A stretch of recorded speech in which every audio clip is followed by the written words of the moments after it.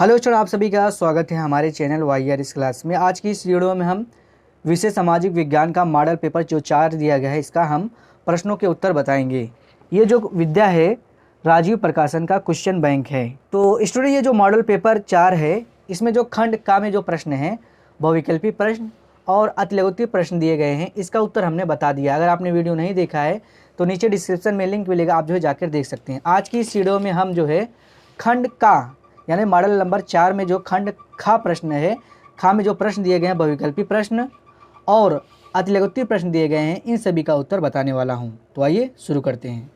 तो स्टूडेंट, खंड खा में जो सबसे पहला प्रश्न दिया गया है बहुविकल्पी प्रश्न, प्रश्न नंबर 15 पे कहा जा रहा है कि बेल्जियम में सामान्य रूप से कौन सी 2 भाषाएं बोली जाती हैं। तो यहाँ पे 4 ऑप्शन दिया गया है। पहला दिया गया है फ्रेंच और अंग्रेजी, दूसरा दिया गया है डच और अंग्रेजी, तीसरा दिया गया है फ्रेंच और डच और चौथा दिया गया है डच और सिंहली। तो स्टूडेंट, इसका जो सही उत्तर है ऑप्शन नंबर तीसरा सही है, अर्थात फ्रेंच और डच जो है ऑप्शन नंबर तीसरा सही है, फ्रेंच और डच। ये जो है बेल्जियम में सामान्य रूप से जो 2 भाषाएं बोली जाती हैं, वो कौन सी भाषाएं बोली जाती हैं? फ्रेंच और डच जो है बोली जाती हैं। अगर आपसे पूछ लिया जाए कि बेल्जियम में कौन सी 2 भाषाएं बोली जाती हैं ज़्यादा करके सामान्य रूप से, तो आपको बता देना है फ्रेंच और डच। ऑप्शन नंबर तीसरा सही है। प्रश्न नंबर 16 कहा जा रहा है कि नगर निगम के प्रमुख को क्या कहते हैं। पहला है चेयरमैन, दूसरा है मेयर, तीसरा है नगर प्रधान और चौथा है नगर अधीक्षक। तो स्टूडेंट, इसका जो सही उत्तर ऑप्शन नंबर दूसरा सही है, अर्थात मेयर। यानी नगर निगम के प्रमुख को क्या कहा जाता है? मेयर कहा जाता है। प्रश्न नंबर 17 है स्टूडेंट, कहा जा रहा है कि बाम सेफ क्या है। यानी ये जो बाम सेफ है ये क्या करता है, ये क्या होता है, ये बताना है। पहला ऑप्शन दिया गया है सरकारी कर्मचारियों का संगठन, दूसरा दिया गया है मजदूरों का संगठन, तीसरा दिया गया है व्यापारियों का संगठन और चौथा दिया गया है खिलाड़ियों का संगठन। तो स्टूडेंट, इसका जो सही उत्तर ऑप्शन नंबर पहला सही है, अर्थात सरकारी कर्मचारियों का संगठन। यानी जो बाम सेफ है ये क्या है? एक सरकारी कर्मचारियों का संगठन होता है। आपसे पूछ लिया जाए कि बाम सेफ क्या है, तो आपको बता देना है सरकारी कर्मचारियों का संगठन होता है।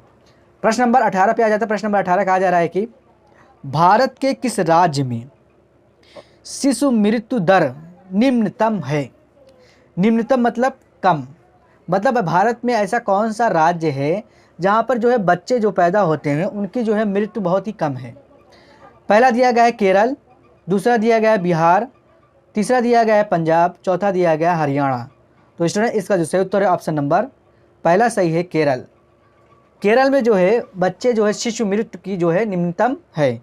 यानी भारत के किस राज्य में शिशु मृत्यु दर निम्नतम है, तो आपको बता देना है केरल में। यानी केरल एक ऐसा राज्य है जहाँ पर जो बच्चे पैदा होते हैं वो बहुत ही कम मरते हैं, वहाँ पर शिशु मृत्यु दर निम्नतम है। आपको बता देना है केरल राज्य, ये याद रखिएगा, आ सकता है एग्जाम में। प्रश्न नंबर 19 से कहा जा रहा है स्टूडेंट, कौन सा क्षेत्रक सबसे अधिक रोजगार देता है। सबसे अधिक रोजगार मतलब नौकरी।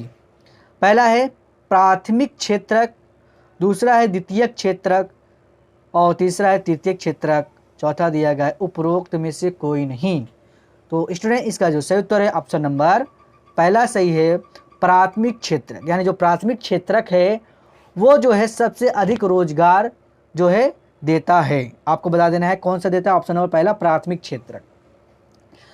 प्रश्न नंबर 20 से स्टूडेंट कहा जा रहा है कि भारत में लगभग कितने प्रतिशत ग्रामीण परिवार छोटे व सीमांत किसानों की श्रेणी में आते हैं।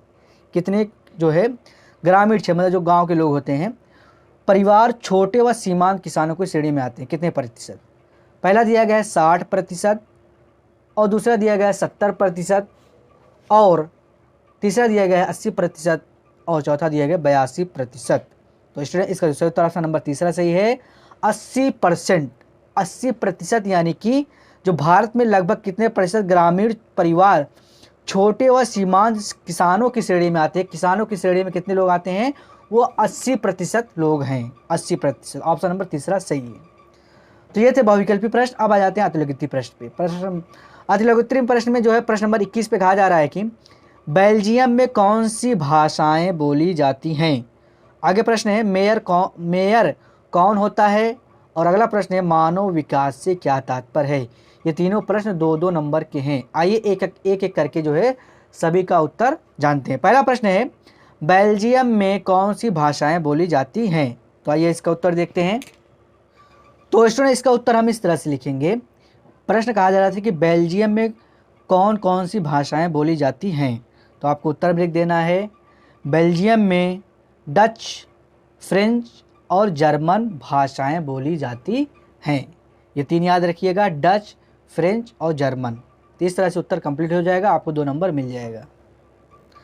अगला प्रश्न स्टूडेंट कहा जा रहा है कि मेयर कौन होता है। आइए इसका उत्तर देखते हैं। तो स्टूडेंट इसका उत्तर हम इस तरह से लिखेंगे। कह रहा था कि मेयर कौन होता है ये प्रश्न, तो उत्तर में लिखेंगे नगर निगम के अध्यक्ष को मेयर कहते हैं। किसको कहते हैं मेयर? जो नगर निगम का अध्यक्ष होता है उसी को जो है मेयर कहा जाता है। अगला प्रश्न कहा जा रहा है कि मानव विकास से क्या तात्पर्य है। आइए इसका उत्तर देखते हैं। प्रश्न कहा जा रहा है कि मानव विकास से क्या तात्पर्य है। तो उत्तर में हम लिखेंगे मानव विकास का अर्थ है एक व्यक्ति का इस प्रकार से विकास किया जाए कि वह अपनी प्रतिभा के अनुसार सृजनात्मक जीवन बिता सके। इसको ही कहा जाता है मानव विकास कहा जाता है। अगर आपसे पूछ लिया जाए कि मानव विकास किसे कहते हैं या फिर मानव विकास से क्या तात्पर्य है या फिर मानव विकास से आप क्या समझते हैं, तो आपको उत्तर लिख देना है मानव विकास का अर्थ है एक व्यक्ति का इस प्रकार से विकास किया जाए कि वह अपनी प्रतिभा के अनुसार सृजनात्मक जीवन बिता सके। उसे ही क्या कहा जाता है? मानव विकास कहा जाता है। इस तरह से उत्तर कंप्लीट हो जाएगा। तो स्टूडेंट मॉडल नंबर 4 में जो खंड का में प्रश्न दिए गए हैं, बहुविकल्पी प्रश्न और अतिलघुत्तरीय प्रश्न दिए गए हैं, इन सभी का उत्तर हमने अच्छे से बता दिया।